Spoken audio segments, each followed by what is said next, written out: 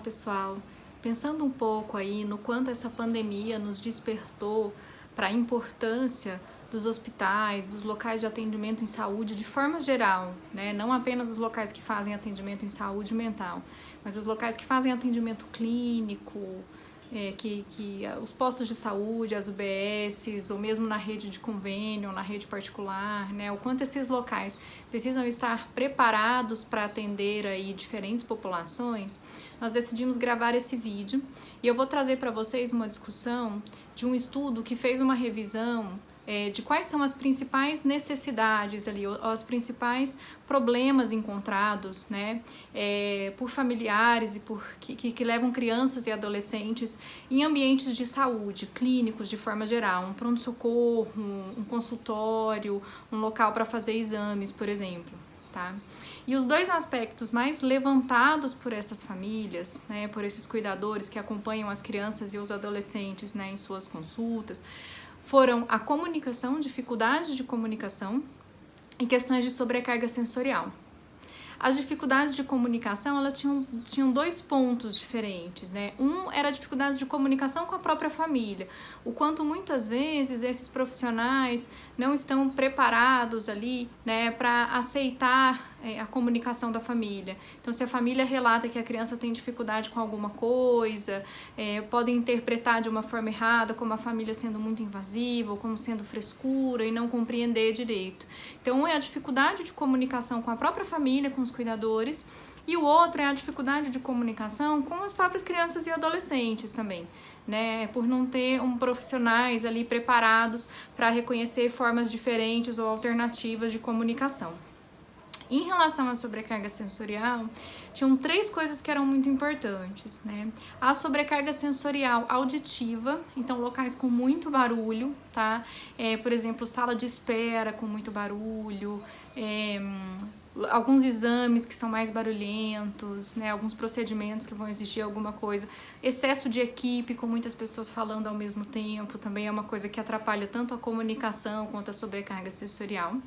Um outro eram questões táteis, então a necessidade de tocar, né, essas crianças e esses adolescentes para fazer algum exame, próprio exame físico, mas também exames específicos, como fazer uma ultrassonografia, fazer um eletrocardiograma, um eletroencefalograma, que são procedimentos às vezes complicados ali, né, por questões de mais hiperreatividade tátil, por exemplo.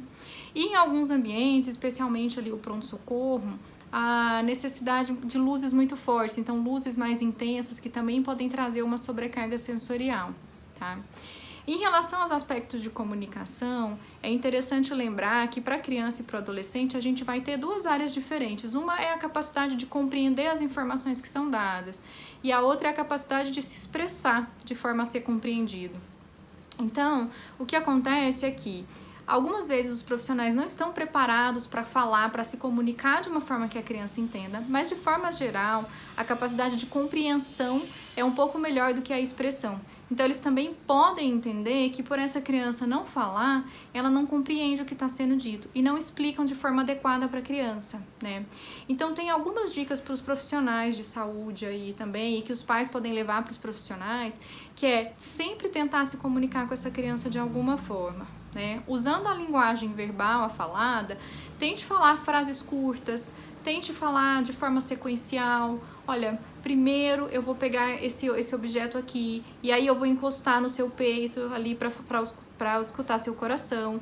Eu posso dar modelos para essas crianças, então eu posso fazer no pai ou fazer na mãe para tentar dar um modelo. Eu posso usar um bonequinho para tentar dar um modelo. Eu posso usar imagens se eu tiver essas imagens disponíveis, né? E a gente vai falar um pouquinho disso também.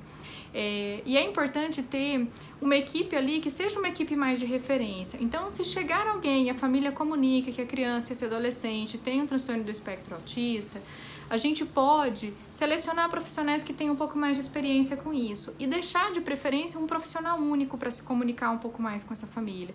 Por que isso é importante? Porque no momento em que as coisas começam a escalonar um pouquinho, então começa a ter mais problema, a tendência é vamos chamar muita gente, né? Começa a trazer mais profissionais para tentar lidar com a situação.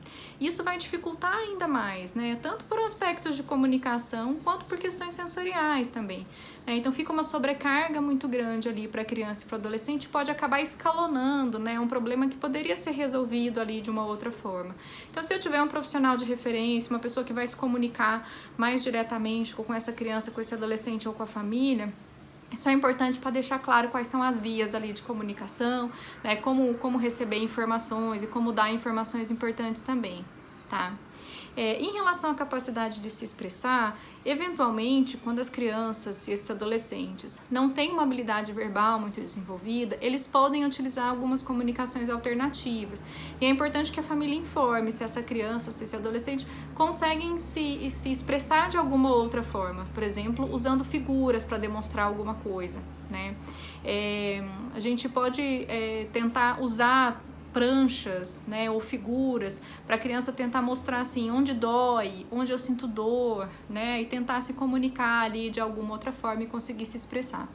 E a comunicação com a família, ela tem que ser muito direta e muito clara.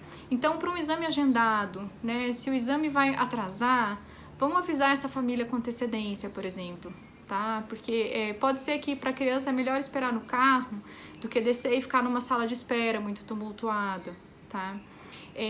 Se vai ter que fazer algum procedimento, seja claro com a família, explique como é o procedimento. E a família faça perguntas como: qual que é o tempo de duração desse procedimento, né?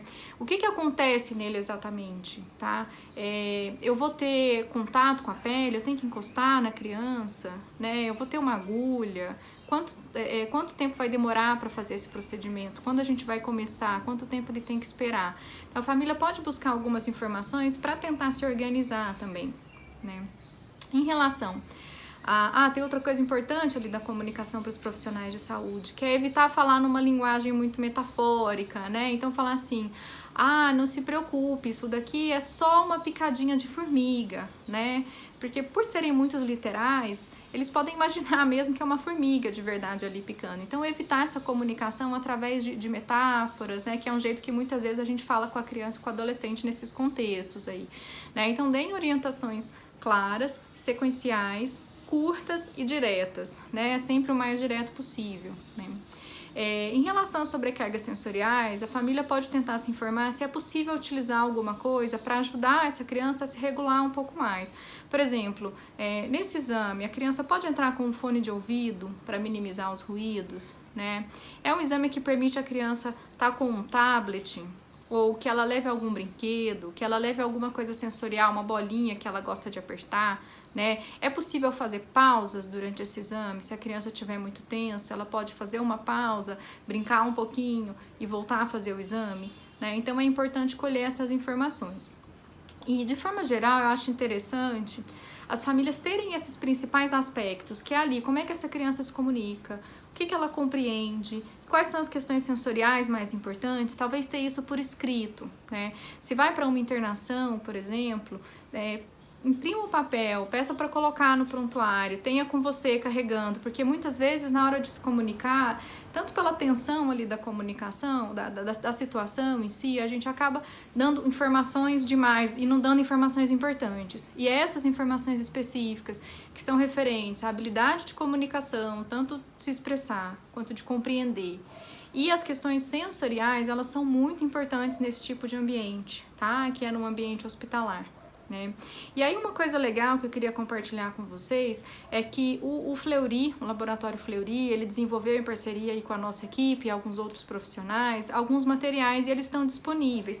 E o que é interessante, eu imprimi um para mostrar para vocês e nós vamos deixar o link ali, né? Por exemplo, esse daqui, é como fazer um exame de sangue, tá? Então, ele mostra o passo a passo de como é que esse exame vai ser feito, através de um roteiro que você pode usar para explicar para a criança antecipadamente. Como ele tem as figuras, né, e a gente sabe que muitas vezes essas pessoas, elas entendem melhor aspectos visuais do que só aspectos de linguagem, então essas figuras, elas podem ser utilizadas para você explicar: olha, ele vai colocar uma borrachinha no seu braço, né, depois vai ter uma picadinha aqui para poder tirar o sangue, depois na hora que acabar vai colocar um curativo, e aí muito bem, você conseguiu e nós vamos embora. Então eles já desenvolveram esses materiais para alguns exames, né? Nós vamos colocar o link aqui para vocês, e eu também sugiro o Instagram do Comunicateia, nós vamos colocar o link também para vocês. Na página deles, eles têm um link para o Google Drive, em que eles têm vários instrumentos ali, vários materiais